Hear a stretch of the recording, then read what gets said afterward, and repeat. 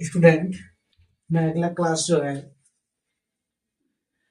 कक्षा 12 का chapter 10D सदिश वाला जो है सी हम पढ़ा दिए हैं, डी को लेकर आए हैं। बहुत मोस्ट चैप्टर है, इससे हमारे बोर्ड की परीक्षा में जो 8 नंबर का आना है। तो जो बच्चे मैथ से पढ़ते हैं ये वाला चैप्टर जरूर देखें, 10D। ठीक है, सदिशों वाला जो देख लें। देखिए, हम पहले तो इसमें पहले आज की वीडियो में मैं पूरा फॉर्मूला लिखवा दिया हूँ। जितना 10D में जितने सवाल दिए हैं इसी फॉर्मूले के माध्यम से पूरा चैप्टर खत्म हो जाएगा। तो आप मेन बात जो मैथ में जानते हैं कि इसमें फॉर्मूला रखना जरूरी है, और सारा फॉर्मूला हम एक ही जगह लिख दिए हैं, किसी प्रकार का आपको दिक्कत ना हो। ठीक है, तो हम लोग बात करते हैं जो है सूत्र का, और सूत्र पर ध्यान देते हुए जो है इसके बाद जो है वीडियो में हम पूरे सवाल लेकर आएंगे, एक एक करके बताएंगे, उसमें किसी प्रकार का दिक्कत नहीं होगी आपको।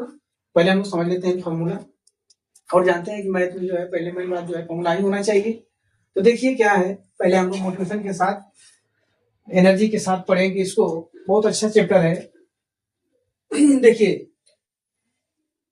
झुकता वही है जिसमें जान होती है, झुकता वही है जिसमें जान होती है, अकड़ तो मुर्दों की पहचान होती है, अकड़ तो मुर्दों की पहचान होती है। जो लोग पढ़े लिखे रहते हैं नम्रता से बात करते हैं और उनको दिख जाता है कि बिल्कुल पढ़ा लिखा है ना। अब तरह तरह के लोग हैं, अपनी बातों को जो है इस मोटिवेशन शैली से समझ रहे होंगे भावना को, कि झुकता वही है जिसमें जान होती है, अकड़ तो मुर्दों की पहचान होती है। जिसमें अकड़ हो वो इंसान मुर्दों की भांति किया जाता है। तो हम लोग बात करेंगे, सवाल में आ जाते हैं, सूत्र देखते हैं हम लोग जो है चैप्टर का 10D का।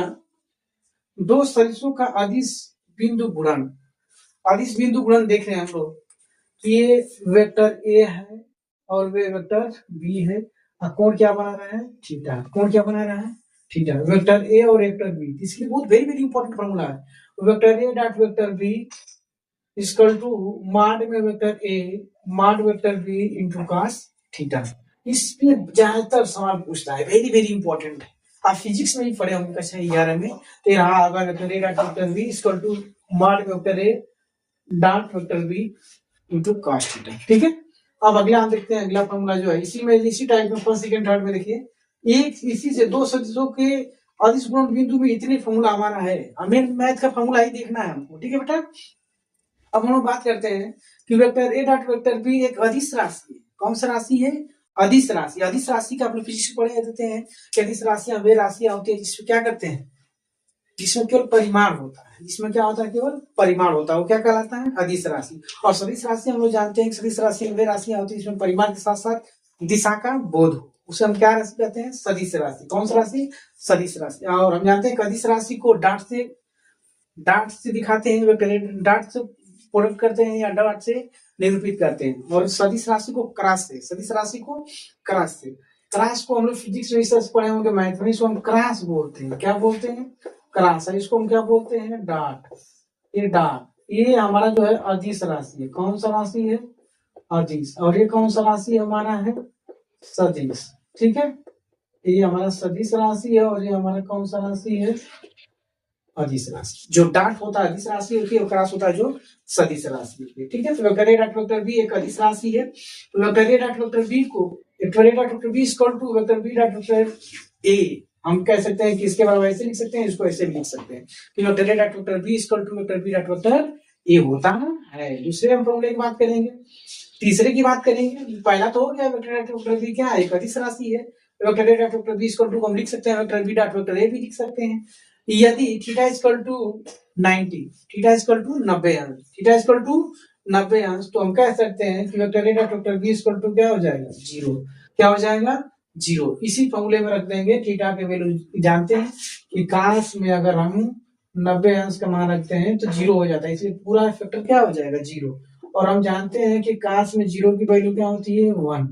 ये याद रखेंगे। ठीक है, अब देखते हैं हम लोग अगला जो है चौथे फॉर्मूला, यदि थीटा बराबर 0 अंश, यदि थीटा बराबर 0 अंश, तो काश में हम बता दिए, काश में 0 का मान क्या होता है, एक। तो वेक्टर क्या कहेंगे, vector A vector B equal to mod vector A dot vector B mod में। ठीक है, अब अगला हम बात करें, नोट में याद रखिएगा, ये बहुत very very important note. Vector A dot vector B equal to हम मॉड में वेक्टर ए, मॉड में वेक्टर ए का होल स्क्वायर लिख सकते हैं।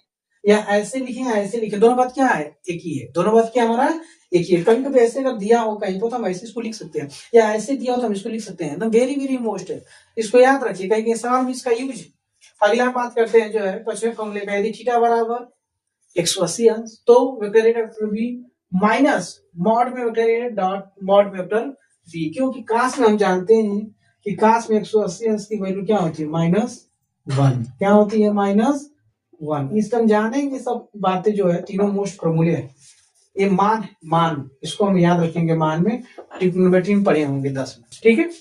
अब अगला बात करते हैं, देखिए अगला, अब हम कह सकते हैं कि I dot I equal to J dot J equal to J dot K की वैल्यू क्या होती है, 1, क्या होती है, 1। इधर देखते हैं I dot I equal to I mod में आई इंटू cos थीटा, तो थीटा की वैल्यू 0, तो क्या हो जाएगा, मॉड में आई दिया है, मॉड में आई इसकी वैल्यू 1 और cos में 0 की वैल्यू बताएं 1 होता है, इसीलिए इसका मल्टीप्लाई करेंगे कितना हो जाएगा, 1, क्या हो जाएगा, 1। अगला हम देखते हैं इसी तरह I dot J equal to J dot K equal to K dot I equal to क्या होता है, 0, क्या होता है बेटा, 0, ठीक है। याद रखेंगे ये दोनों फॉर्मूला बहुत मोस्ट इंपॉर्टेंट है, हमेशा जो है सवाल में यूज होगा, आपको जानना पड़ेगा कि कैसे हमको पढ़ना है, ठीक है। अगला हम देखते हैं cos theta equal to vector A dot vector B upon mod में vector A dot vector B mod, ठीक है। कह सकते हैं cos थीटा बराबर vector A dot vector B बटा के मॉड में वेक्टर ए इनटू मॉड में वेक्टर बी। अब अगला बात करेंगे, वेक्टर ए बराबर a1 i का है प्लस b1 j का है प्लस c1 k का है, फिर कामा कर लेंगे। वेक्टर बी बराबर a2 i का है प्लस b2 j का है प्लस c2 k का है। अगर इन दोनों का अगर हम मल्टीप्लाई कर दे बेटा इससे vector A dot vector B, तो आई में होगा तो 1 हो जाएगा, तो a1 a2, जे में j का होगा b1 b2, c1 लेके c2 में करेंगे तो k कितना होगा, तो c1 c2 इस फॉर्मूले के तहत। और बीजात में होगा तो क्या हो जाएगा, 0, जात में होगा तो 1 और बीजात में होगा तो क्या हो जाएगा, 0। अगला हम बात करते हैं, अगला फॉर्मूले की बात करते हैं कि वेक्टर ए डॉट कोष्टक में दिया है आपको, ब्रैकेट में vector B plus vector C को मल्टीप्लाई करते हैं, तो vector A dot vector B plus vector A dot vector C, जब ऐसे दिया हो तो हम ऐसे इसको लिख सकते हैं। आगे बात करते हैं, देखिए ब्रैकेट में lambda vector A bracket close है डॉट वेक्टर बी, इसका इसमें मल्टीप्लाई करके वेक्टर का लिख सकते हैं lambda vector A dot vector B. हम ऐसे इसी भी लिख सकते हैं, हम इसको ऐसे भी लिख सकते हैं और ऐसे भी लिख सकते हैं, यानी इसका 3 रूप है, ऐसे ऐसे ऐसे लिख सकते हैं, ओके। अब अगला हम फॉर्मूला देखते हैं, एक सदिश का किसी रेखे पर प्रतिच्छेद, एक सदिश का किसी रेखे पर प्रतिच्छेद बहुत वेरी वेरी बहुत मोस्ट, इसको हम लोग बात करेंगे, बहुत इंपॉर्टेंट चीज है, इसको हम लोग देखते हैं हम लोग। ये हमारा कोई जो है, देखिए ये हमारा एंगल बनाया है ठीक है, और ये वेक्टर ए कितने अंश पर है बेटा, 90 अंश, कितने अंश पर है, 90 अंश। त्रिभुज बना रहा है तो लिखेंगे त्रिभुज ए बी सी, जो कोण पूछता है उसके बीच में, देखिए बी वाला 90 अंश उसके बीच में कर दिए, तो cos थीटा को पढ़े होंगे आप लोग पाइथागोरस प्रमेय से कि आधार बटा कण होता है, क्या होता है, आधार बटा कण। तो आधार कितना दिया है ए बी और कण कितना दिया है ए सी, तो हम लिख सकते हैं ए बी का मान कितना दिया हमारा ए बी, और ए सी का मान क्या दिया है वेक्टर ए, जिसको माड में लिख सकते हैं क्योंकि परिमाण है, क्या है, परिमाण है। इसका हम इधर मल्टीप्लाई कर देंगे बेटा इधर, तो माड में vector A into cos theta equal to A B, ठीक है। ये हमारा एक फॉर्मूला हो गया प्रक्षेप के लिए। अगला हम कह सकते हैं प्रक्षेप vector A dot vector B cos theta, इसी को अब कह सकते हैं कि हम 1 मान लेते हैं, क्या मान लेते हैं 1, तो 1 को हम लिख सकते हैं माड में बी कैप, क्या लिख सकते हैं 1 को माड में बी कैप, ओके बेटा। तो इसको लिख सकते हैं कि vector A mod into mod में B cap into cos theta. इसको कह सकते हैं कि हम इसको क्या लिख सकते हैं, ए वेक्टर ए बी, क्या लिख सकते हैं, A B vector A B equal to vector A dot vector B हटा के मॉड में वेक्टर बी हम लिख सकते हैं, ओके। अगला देखते हैं सूत्र, वेरी वेरी इंपॉर्टेंट है, वेक्टर ए वेक्टर बी पर प्रक्षेप पूछेगा तो हम कह सकते हैं कि vector A dot vector B बटा के मॉड में वेक्टर ए इंटू मॉड में वेक्टर बी, ओके। इस फॉर्मूले को देख लेंगे बेटा, vector A dot vector B बटा के मॉड में वेक्टर ए इंटू मॉड में वेक्टर बी, बहुत वेरी वेरी इंपॉर्टेंट है। अब हम देखिए यहाँ से आपको परीक्षा में आना है, आपका 8 नंबर यहाँ से पूछ लेता है। संरेख और समरेख तीन बिंदु ए बी सी है, तो त्रिभुज ए बी सी का क्षेत्रफल पूछेगा तो हम 0 मान सकते हैं संरेख के लिए। दूसरा, मॉड में vector A B plus mod में vector B C equal to mod में वेक्टर सी ए, हम कह सकते हैं अभी भी हम कहेंगे संरेख है। और तीसरा, वेक्टर वेक्टर क्या कहेंगे, vector A B equal to lambda vector B C, अभी तभी कहेंगे कि समरेख है।